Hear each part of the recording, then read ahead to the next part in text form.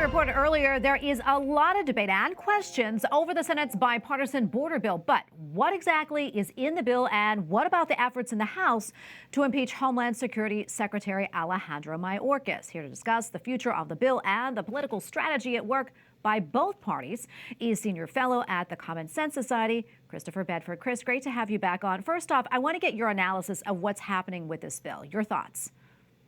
Well, right now it's looking really tough for this bill's survival. There's at the Republican conference where this bill has really been kicked from. Basically had a kind of come to Jesus lunch today where there was an uprising against it.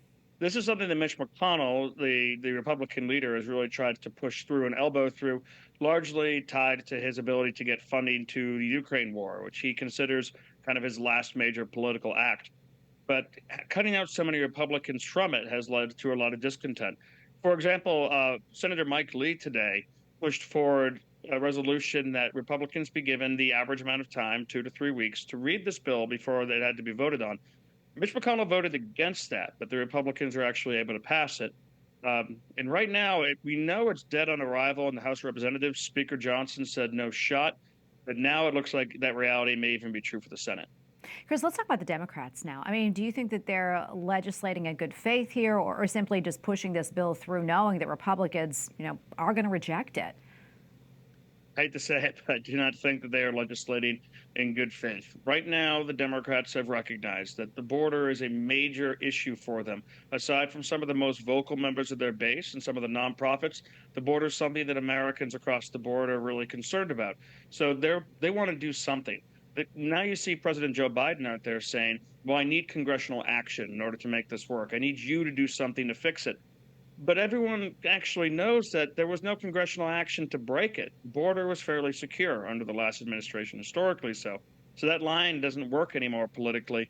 All of the problems we're seeing at the border are a result of executive actions from the White House, and they're trying to pass the buck before the election. And what about these efforts to impeach Homeland Security Secretary Alejandro Mayorkas? Do you think this is the right move?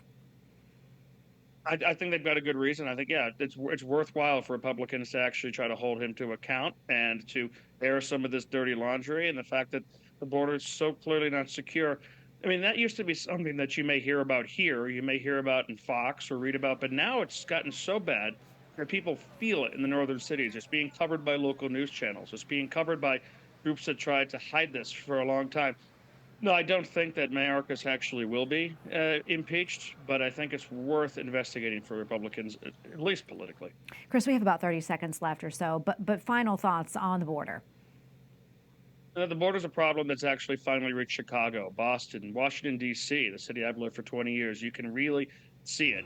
There's more illegal immigrants in this country now than there are citizens in Massachusetts. And it's becoming something that has been kind of a kickball over the last couple of decades, but now I think it's much more real in our political process. Chris, thank you so much. Always appreciate your insights and time. God bless. Thank you.